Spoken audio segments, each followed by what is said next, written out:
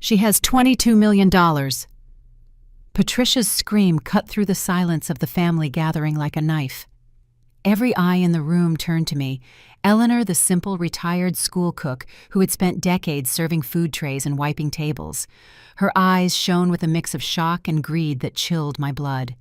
My phone was trembling in my wrinkled hands, the screen still showing my bank account balance that Patricia had seen by accident. "It's not possible," my brother Frank muttered, moving closer like a vulture. "Eleanor, is that true?" The smell of the casseroles I had prepared with so much love turned bitter in the air. My heart was beating so hard, I thought everyone could hear it. For years they had treated me like the poor relative, the one who cooked in silence while they talked about their successes. They never imagined that beneath my simple dresses and worn-out shoes, I was hiding a fortune I had built penny by penny. "Mom," my son. Brian's voice sounded different.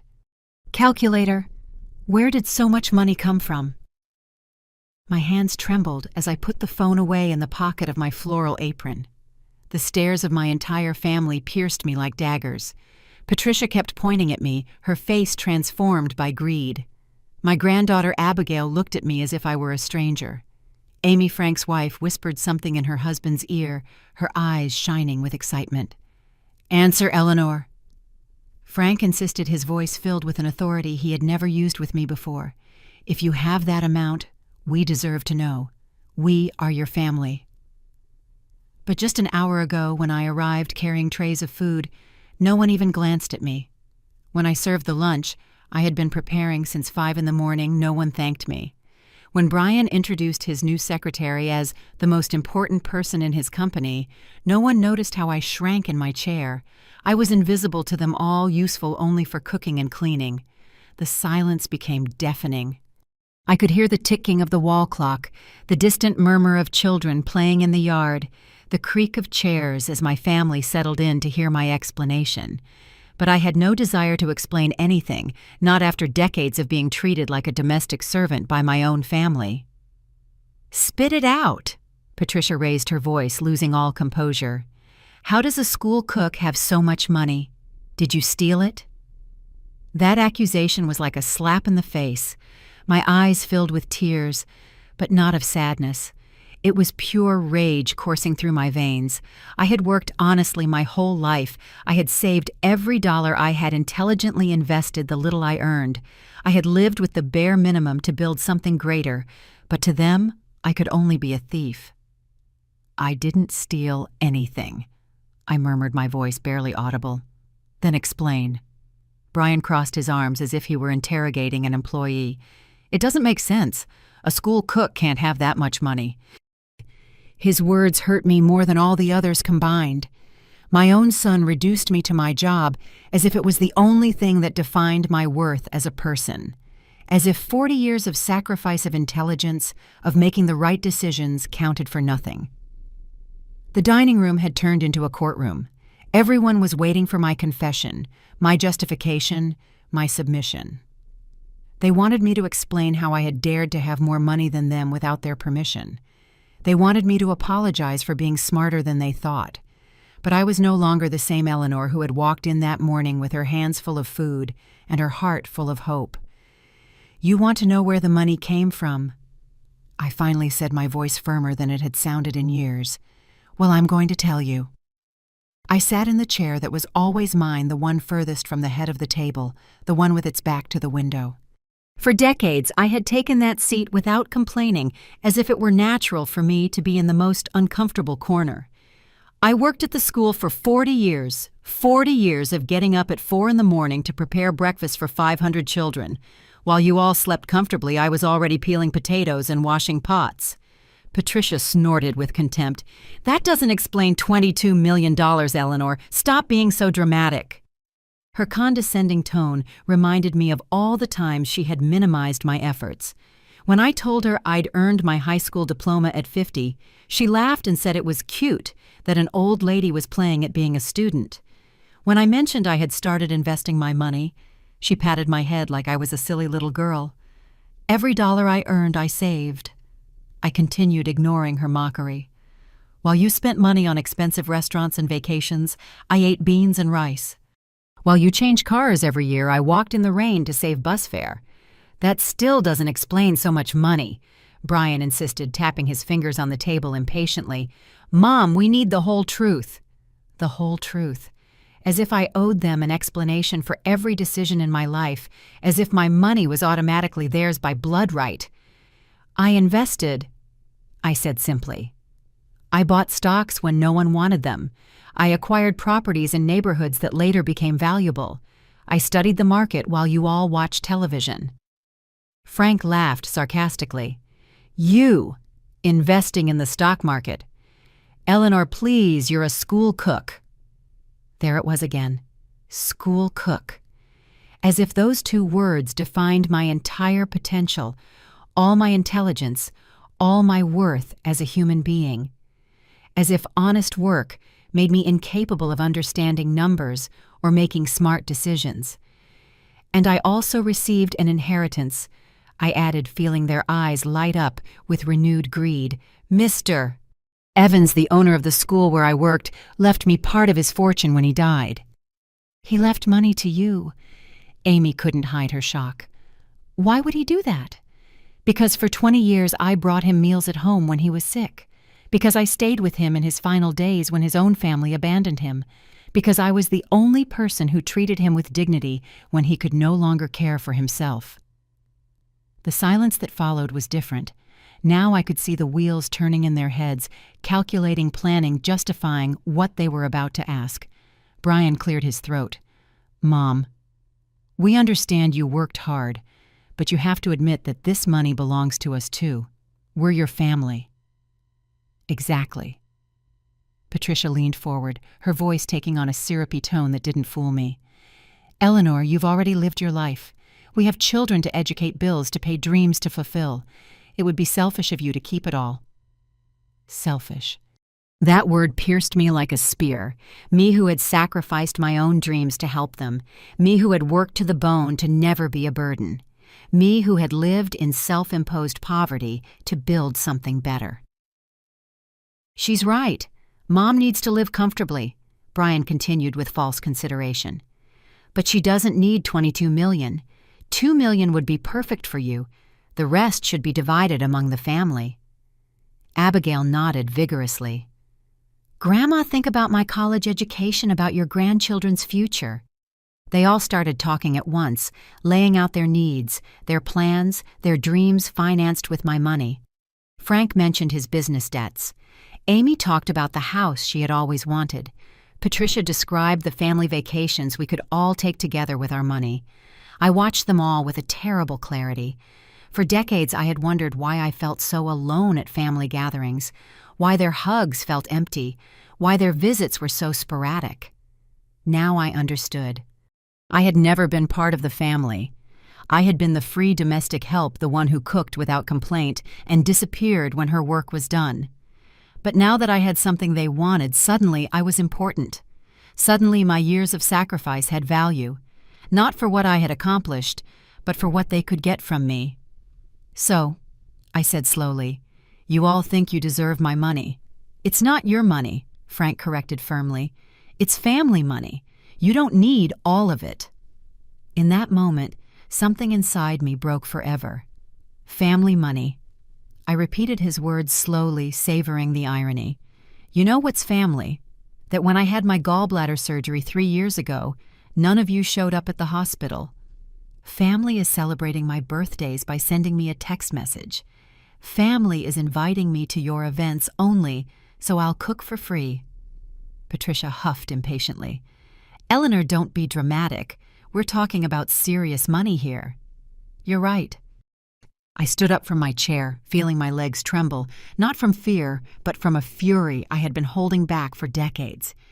Let's talk about serious money. Remember when Brian lost his job 5 years ago? Who lent him money for the household expenses?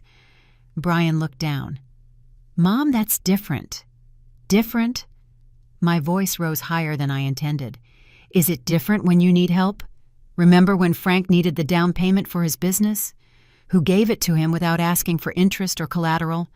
Frank shifted uncomfortably in his chair. That was a loan, Eleanor. We paid you back. You paid me back half, I corrected. My memory was perfect for the money I had worked so hard to save. And when I reminded you about the rest, you told me not to be stingy, that it was family money. The dining room had become tense. I could see them avoiding my gaze, searching for excuses in their minds. But I was just getting started. And when Abigail needed money for her language course, or when Patricia wanted to remodel her kitchen, or when Amy needed to pay off her credit card debts, my voice gained strength with each memory. I was always the school cook when you needed to borrow money, but now that you know how much I have, suddenly, I'm family. That's enough, Eleanor. Frank slammed his fist on the table. You're talking nonsense. We've always loved you.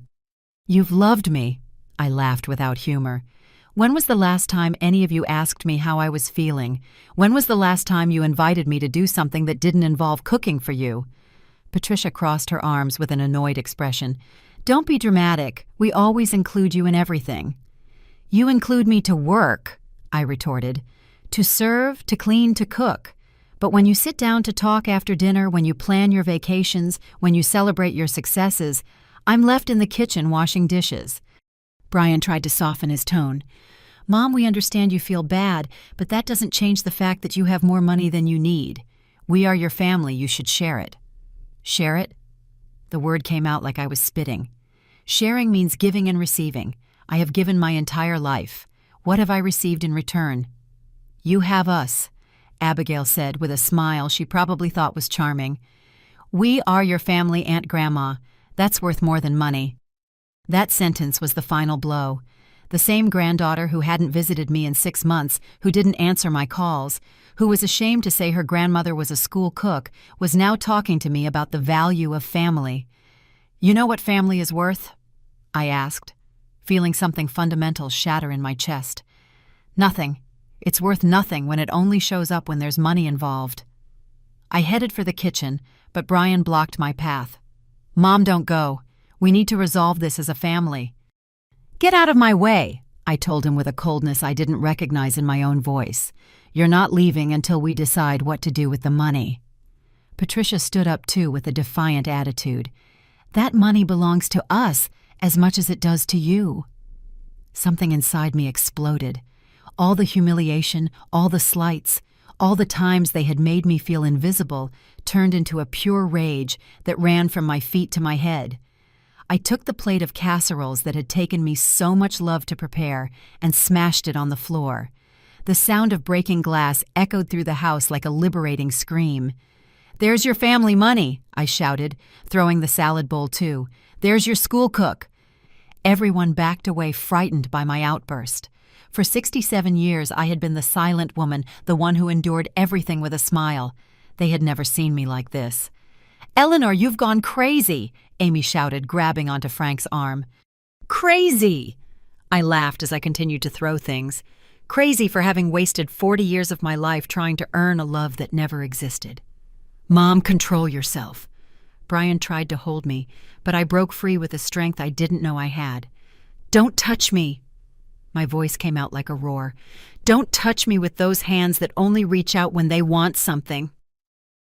The dining room fell completely silent. Only my ragged breathing and the crunch of glass under my feet could be heard. They all looked at me as if I had lost my mind. Maybe I had, or maybe I had just found it. You're crazy, Patricia muttered, looking at the broken pieces of glass scattered on the floor. Completely crazy. Those words were like a bucket of cold water on my fury. Crazy. That's how they saw me when I finally stood up for my dignity. When a woman refuses to be walked all over, she's automatically crazy. Yes, I said with a calmness that surprised even me. I am crazy. Crazy for having believed that you loved me for something more than what I could give you. I headed to my room, walking over the broken glass as if it were flower petals. I could hear their whispers behind me, their voices calculating how to handle the crazy woman to get what they wanted. Eleanor, come back here, Frank ordered in an authoritarian voice. You can't just leave like this. We need to talk like adults. I stopped in the doorway and turned to look at him. Like adults? Since when do you treat me like an adult? To you, I've always been the silly aunt, the helpful mom, the useful grandmother. Don't say that. Brian tried a conciliatory tone. "Mom, you know we love you." "You love me," I repeated sarcastically. "Of course you love me, like you love an efficient housekeeper, like you love an available bank account." I went into my room and locked the door. For the first time in decades, I put a barrier between my family and me. The sound of the lock clicking was like music to my ears. I sat on my bed, the same single bed I'd had since I was widowed 15 years ago. The same bed where I had cried in silence so many nights, wondering why I felt so alone, surrounded by family. They knocked on the door. "Mom, open up. Don't be childish," Brian said. Childish. Another perfect word. When an older woman sets boundaries, she's childish. When she defends what's hers, she's dramatic. When she says no, she's crazy. I took out my phone and dialed a number I hadn't used in months. Robert, my old friend from work, the only one who had kept in touch with me after we retired. "Eleanor," his voice sounded surprised. "How are you, Robert?" My voice broke when I heard his warm tone, so different from the calculating voices outside. "I need help." "What happened? Are you okay?" I told him everything. The bank account, my family's reaction, their demands, my explosion. Talking to someone who knew me before I was just grandma or mom reminded me of who I really was. "Eleanor, you need to get out of there right now. You can't just leave everything." "Yes, you can." His voice was firm but kind. "You need to get out of there. You need to think clearly, away from that pressure." The knocking on the door grew louder. "Eleanor!" Patricia shouted. "Don't be ridiculous. Come out so we can talk." "I'm on my way," I told Robert in a low voice. I packed a small suitcase with my basic things. When I opened the closet, I saw my light green dress, the one I had bought for Abigail's graduation. They never asked me to sit with the family in the front row. I stayed in the back among the school employees. I put the dress in the suitcase. I didn't know why, but I felt like I would need it. I opened my bedroom window, the one that looked out onto the back garden. The same window I had escaped through as a child when my father came home drunk. Life's ironies. At 67, I was once again escaping through a window to get away from my own family. "Eleanor, are you in there?" Brian's voice sounded more worried. They had probably noticed the silence. I climbed out the window with my suitcase, my bones protesting but my heart feeling freer with every step. I walked through the garden to the street where I caught a cab. "Where to, ma'am?" the driver asked. I gave him Robert's address and leaned back in the seat. For the first time in years, no one knew where I was. No one could ask me to cook, to clean, to give money, or to justify myself. The phone started ringing. Brian, then Patricia, then Frank. I turned the phone off. I arrived at Robert's house as it was getting dark. He was waiting for me at the door with a sad but comforting smile. "Come in, Eleanor. Make yourself at home." Those simple words made me cry. It had been so long since someone had made me feel welcome without expecting anything in return. "Robert," I said as I walked in, "I think I made a very big mistake." "What was that?" "Believing I had a family." He poured me a chamomile tea and sat across from me. "Eleanor, do you know what the saddest part of your story is? That you have $22 million, but they lost something much more valuable." "What's that?" "You." That night I slept in Robert's guest room. And for the first time in decades, I slept without waking up worried about what I had to cook the next day, without stressing about whether I had done something wrong, without feeling that constant weight of not being enough. I slept like a free woman. I woke up to the sound of birds singing outside the window. For a moment, I didn't remember where I was, until the smell of fresh coffee brought me back to reality. Robert was already awake, making breakfast. "Good morning, Eleanor." He greeted me with a genuine smile. "How did you sleep?" "Like I haven't slept in years." I admitted, surprised at how rested I felt. "Thank you for having me like this." "You don't have to thank me. That's what real friends are for." Real friends. What a strange concept after spending decades confusing a toxic family with genuine love. While we had breakfast, Robert told me he had been following my investments ever since I mentioned I had started buying stocks. "I always knew you were smarter than your family thought," he said. "You're a brilliant woman, Eleanor. Don't let anyone make you believe otherwise." The phone I had turned off the night before was still vibrating on the table. 43 missed calls, 20 WhatsApp messages. "Are you going to answer?" Robert asked. "I suppose I have to face this." I turned on the phone, and the messages started pouring in, one after another. First from Brian. "Mom, we're worried. Where are you? Come home so we can talk calmly." Then from Patricia. "Eleanor, don't be dramatic. We know you're upset, but running away doesn't solve anything. Let's think of a solution that benefits everyone." Frank was more direct. "Eleanor, this is ridiculous. You're an old woman. You can't be out there alone. Come back immediately." They all talked about my return, about solutions, about mutual benefits. None of them apologized. None of them admitted they were wrong. To them, I was the one acting irrationally. "You know what's most revealing about these messages?" I asked Robert after reading them to him. "Not a single one says we're sorry or we were wrong. They just want me to come back so they can keep negotiating for my money." Robert nodded wisely. People's true nature comes out when money is involved. The phone rang. It was Brian again. This time I decided to answer. "Mom? Thank God. We were so worried. Where are you?" "I'm fine, Brian." "Mom, you have to come back. Patricia didn't sleep all night. She was so worried." I laughed without humor. "Was Patricia worried about me or about the 22 million? Mom, don't say that. We're all worried about you. You're our family." "I wasn't your family yesterday, Brian. Yesterday I was your cook. Today, now that you know I have money, I'm magically family again." "It's not like that, Mom. You're getting carried away by your emotions." There it was again. My emotion was the problem, not their greed. My reaction was exaggerated, not their betrayal. "Brian," I said with all the calm I could muster, "do you remember the last time you called me just to ask how I was? Do you remember the last time you visited without needing something?" Silence on the other end of the line. "You can't remember, can you?" I continued. "Because it hasn't happened. You only look for me when you need me to cook for your gatherings, when you need to borrow money, or when you want me to babysit the kids for free." "Mom, that's not fair." "Not fair. You know what's not fair, Brian, that your own mother has to escape through a window to feel free in her own family." "You escaped through the window?" His voice sounded genuinely surprised. "Like a teenager because you made me feel like a prisoner in my own home." There was another long silence. Then I heard voices in the background. Patricia was talking to him, telling him what to say. "Mom." Brian's voice changed. It became more calculated. "We understand you're upset, but think about it rationally. You're 67 years old. That money should be secured for your old age and then distributed among the family. It's the logical way to handle it." "The logical way," I repeated. "And who decides what's logical?" "You. We're your family, Mom. We have a right to have a say in such important decisions." "A right?" My voice rose. "What right do you have to the money that I earned, that I saved, that I invested intelligently?" Patricia took the phone. "Eleanor, stop being so dramatic. Come home and let's talk like civilized adults." "Civilized adults, like when you screamed, 'She has $22 million in front of the whole family,' like when you accused me of stealing. Is that your idea of being civilized?" I was surprised.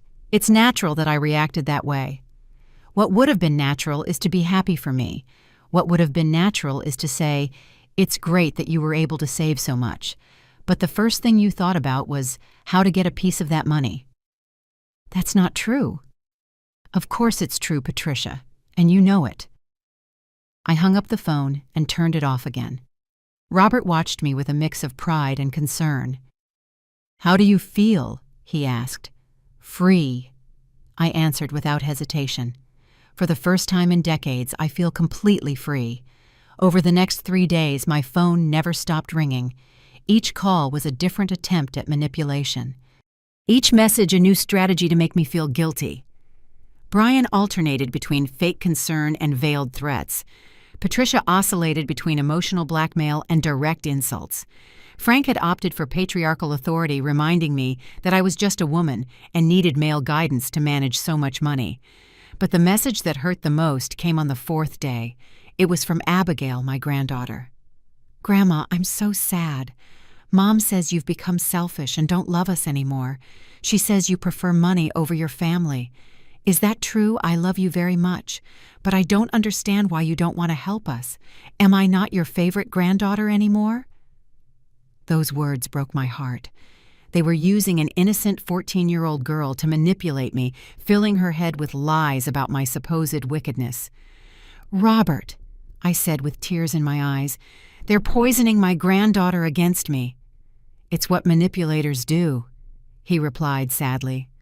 "They use the most vulnerable as emotional weapons." That afternoon, I decided to answer Abigail, but not by phone. I went to her school and waited for her outside. When she saw me, she ran towards me with a smile that quickly faded. "Grandma, Mom says I'm not supposed to talk to you." "And what do you think?" I asked, sitting on a bench in the nearby park. "Do you think your grandma has turned into a bad person?"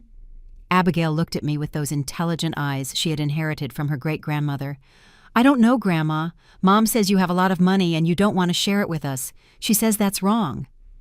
"Do you remember your 12th birthday?" I asked her. "Do you remember what you liked the most?" "The cake you made me," she answered without hesitation. "It was chocolate with strawberries and had my name written in pink frosting." "Do you remember how long it took me to make it?" "All day. You came super early and stayed until after the party to clean everything up." "And do you remember who else helped prepare your party?" Abigail frowned, thinking. "Nobody. Just you, Grandma." "Exactly. Just me. While your mom was at the hair salon, I decorated the whole house. While your dad was watching football, I prepared all the food. While your aunts and uncles arrived just in time to eat, I had been working since 6 in the morning." "I hadn't thought about that," Abigail murmured. "Now tell me, do you think a grandmother who does that for you doesn't love you? Do you think someone who has worked her whole life to have something to leave her family is selfish?" Abigail's eyes filled with tears. "No, Grandma. You've always been good to me." "Then don't let others think for you, my love. Use your own head, your own heart." I hugged her tightly, breathing in the scent of her chamomile shampoo, engraving that moment in my memory, because I had a feeling it would be the last for a long time. When I got back to Robert's house, I found Brian waiting for me at the door. "Mom, we need to talk." "You followed your daughter. I had to make sure you weren't telling her strange things." "Strange things like the truth." Brian sighed with exasperation. "Mom, this has gotten out of control. Patricia consulted a lawyer." I felt a chill run down my spine. "A lawyer." "She says you're showing signs of mental decline, that your erratic behavior these last few days is evidence that you're not fit to manage so much money." I couldn't breathe for a moment. "Mental decline, for defending myself against their abuse, for refusing to hand over my money without a fight." "Mom," Brian continued in a tone that was meant to be gentle but sounded threatening, "we don't want to go there. We'd rather solve this as a family. But if you continue to be unreasonable, we'll have to take legal action to protect you from yourself." "Protect me from myself? From the mental decline you're obviously suffering from? A woman your age who runs away through windows, who breaks dishes, who abandons her family. That's not normal, Mom." There it was, the master stroke. To turn my awakening into madness, to transform my liberation into mental illness, to use my age and gender as weapons against me. "Brian," I said with a calm I didn't feel, "get out of here right now." "Mom," I said, "get out, now. You can't run away forever. If you don't come back voluntarily, we'll have to act." After he left, I sat with Robert to analyze the situation. He who had worked as an accountant for 30 years understood perfectly what was happening. "Eleanor, you need legal protection, immediately." "Do you think they can take my money from me?" "They can try. And with a shrewd lawyer and your age against you, they might succeed. You need to secure your assets before it's too late." That night, for the first time in my life, I couldn't sleep for reasons that weren't someone else's worries. This time, finally, I was worried about myself. The next morning, Robert accompanied me to the office of Arthur Miller, the best family estate lawyer in the city. He was a man in his 50s with intelligent eyes and a direct way of speaking that immediately gave me confidence. "Mrs. Eleanor," he said after listening to my entire story. What your family is trying to do has a name: elder financial abuse. It's more common than you think, especially when there are considerable assets involved. Can they really declare me mentally incompetent? I asked, feeling a knot in my stomach. They can try, but it would be very difficult for them to succeed. You demonstrate perfect lucidity. You've been managing your finances intelligently for years, and your decision to protect your assets is completely rational. He leaned forward. But we need to act quickly to shield your assets. Over the next 3 hours, I signed documents that protected my money from any attempt at usurpation. We created an irrevocable trust. I updated my will with very specific clauses and established clear legal powers in case I ever really needed help in the future. And what if they show up with a court order? I asked. Let them come. Arthur smiled. Everything is perfectly documented. Your money is legally and irrevocably protected. When we left the office, I felt as if I had put on invisible armor.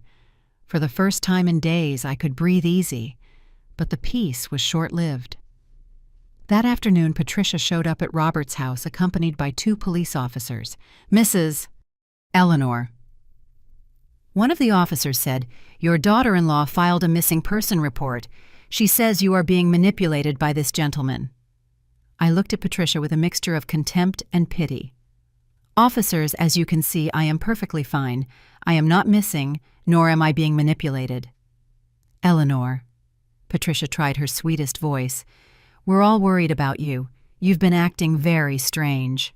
This man," she pointed at Robert with disdain, "is obviously taking advantage of your mental confusion." "Mental confusion?" I laughed openly. "Is it mental confusion to refuse to give you my money?" The police officers exchanged uncomfortable glances. It was obvious they had realized this wasn't a missing person case but a family drama over money. "Ma'am," the younger one said to me, "are you here of your own free will?" "Completely, and I have full mental capacity to make my own decisions." "But Eleanor," Patricia insisted, "you have to understand that we're worried. Leaving your house like that, breaking things, leaving without a word, that's not normal for you." "You know what's not normal," I said to the officers, ignoring Patricia. "For a family to demand that a 67-year-old woman hand over her life savings simply because they're her relatives." Patricia turned red with embarrassment. "Eleanor, don't tell them lies." "They're not lies." I took out my phone and showed them the messages. "Here is all the proof of how my family has been pressuring me to give them my money." The officers read the messages with increasingly serious expressions: the veiled threats, the emotional blackmail, the attempts to declare me mentally incompetent. It was all documented.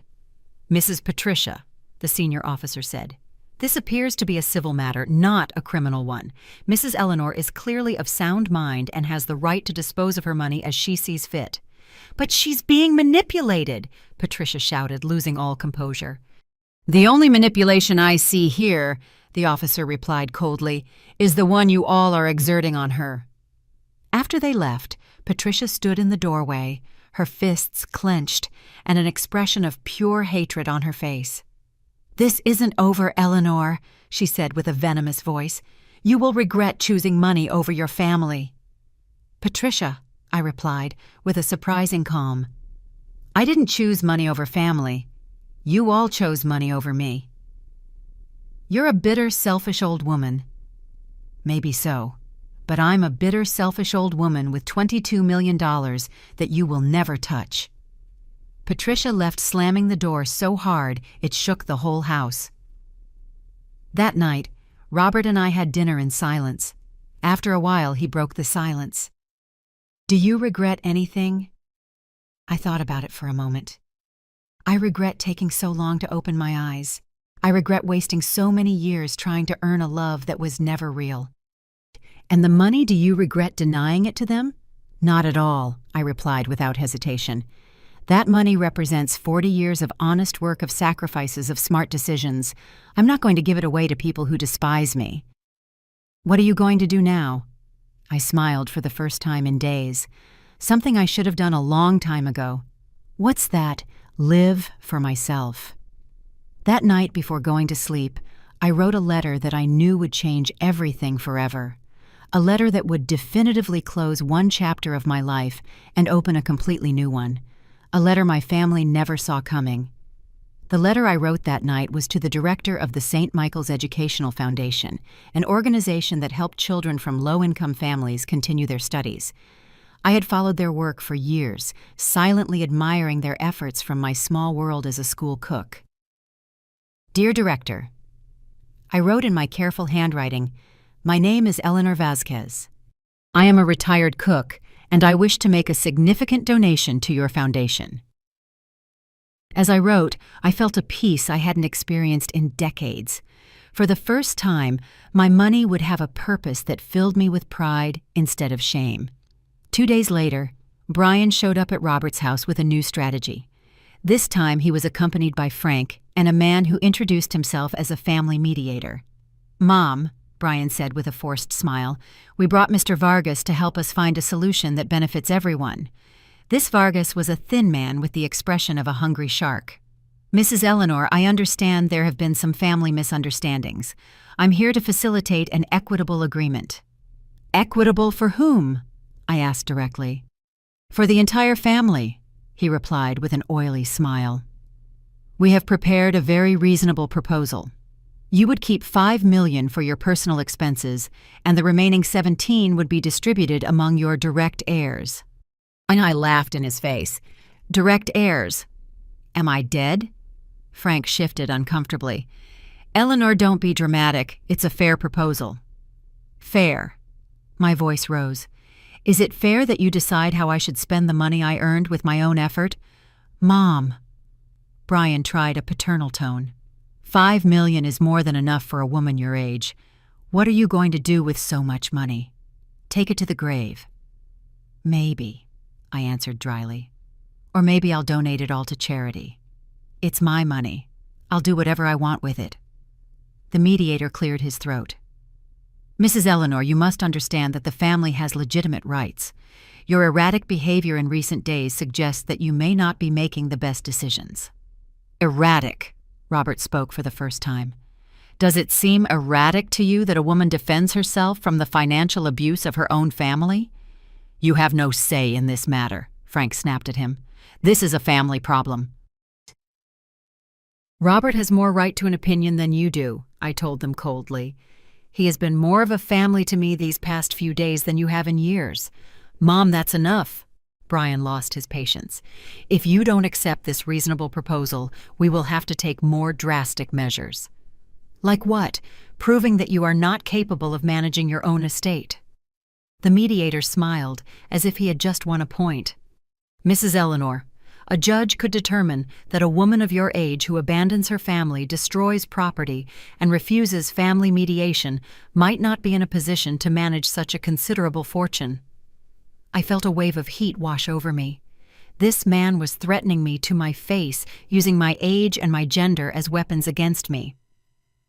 "You know what?" I stood up from my chair with all the dignity I could muster. "You can all go to hell." "Eleanor," Frank shouted, scandalized. "To hell," I repeated louder. "You, your mediator, and your threats. My money, my decisions."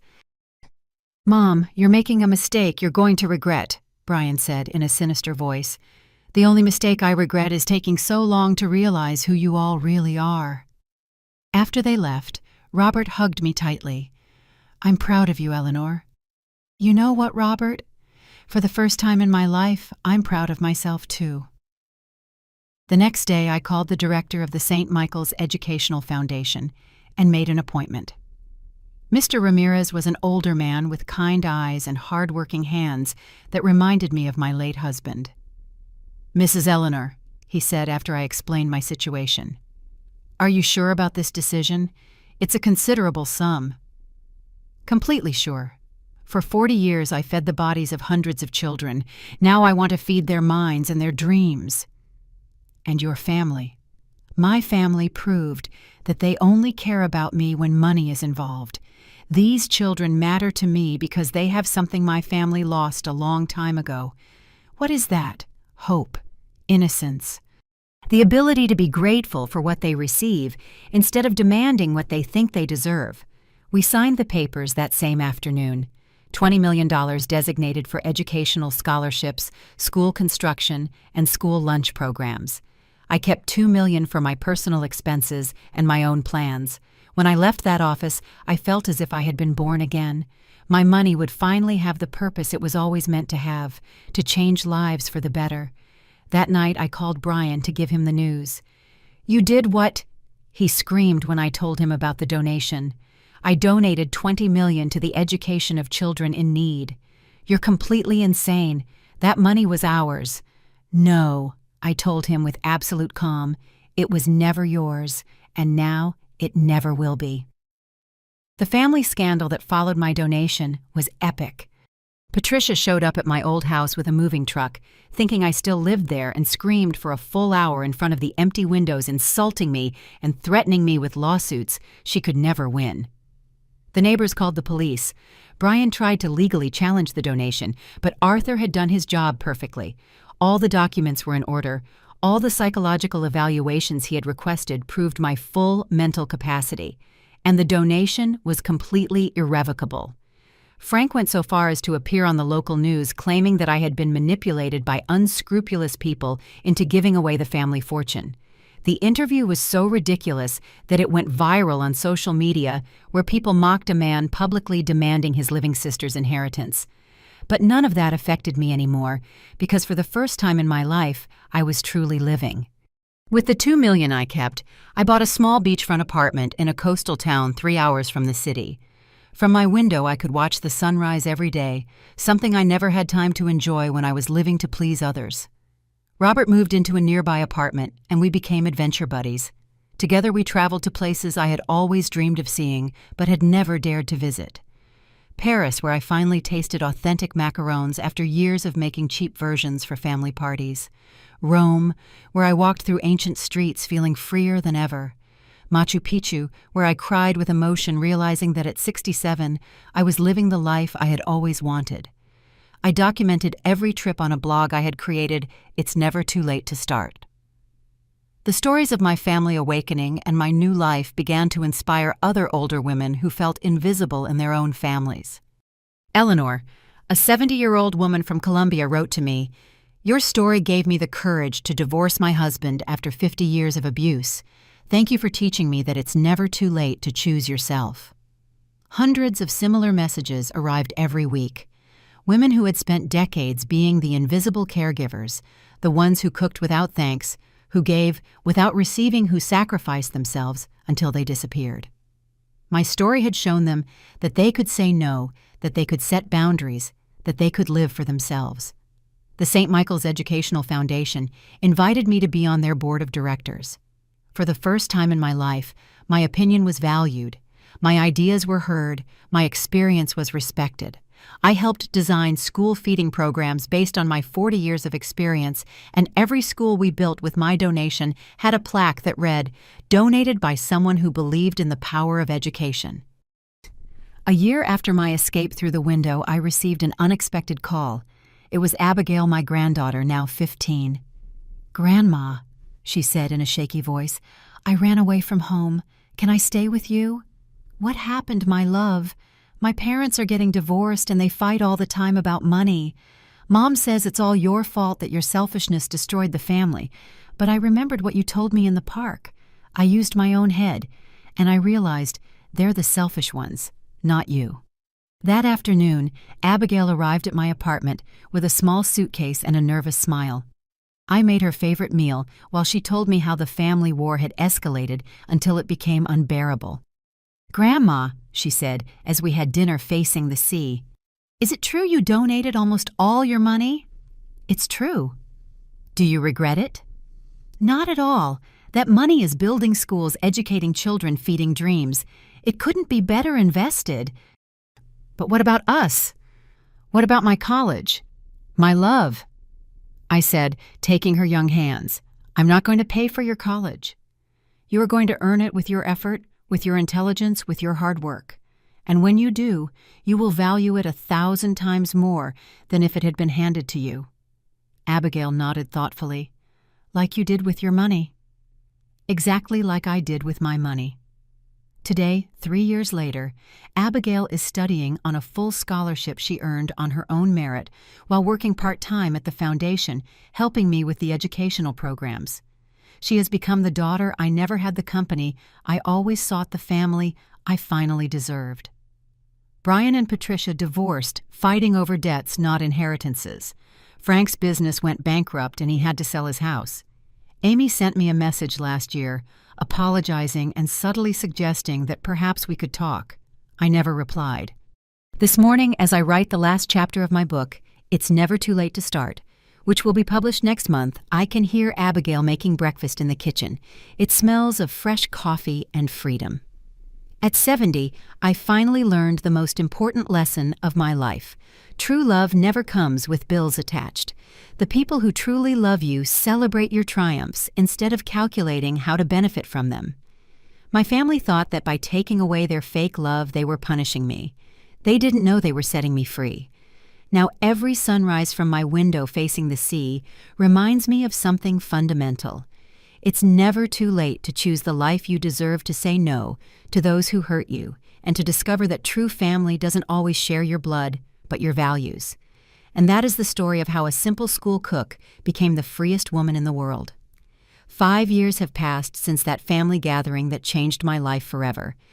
Today, as I write these lines from the terrace of my house in Tuscany, Italy, where I've come to spend the summer, I can say with absolute certainty that the bravest decision I made in my 72 years was to escape through that window. The St. Michael's Educational Foundation has become the most important educational organization in the region. With my initial donation, we built 17 schools, awarded more than 2,000 college scholarships, and created a school lunch program that benefits 15,000 children daily. Every time I visit one of my schools and see the bright faces of the children who now have access to a quality education, I feel that my money found its true destiny. My book, translated into 8 languages, has sold over 500,000 copies and has become a manual of liberation for older women around the world. The letters I receive daily confirm that my story was not unique. Thousands of women live in similar situations, feeling that their value is measured only by what they can give to others. Dear Eleanor, a reader from Spain wrote to me, "After reading your book at 65, I divorced the man who had humiliated me for 40 years. Today, I live alone, happy, and for the first time in my life, no one yells at me for cold food or for not ironing his shirt perfectly. Thank you for teaching me that respect is not begged for, it is demanded." Abigail, now 18, graduated with honors from high school and is studying business administration on a full scholarship at the most prestigious university in the country. On weekends, she comes to visit me, and we work together on the foundation's projects. She has grown into a confident, independent young woman who understands the value of honest work and personal dignity.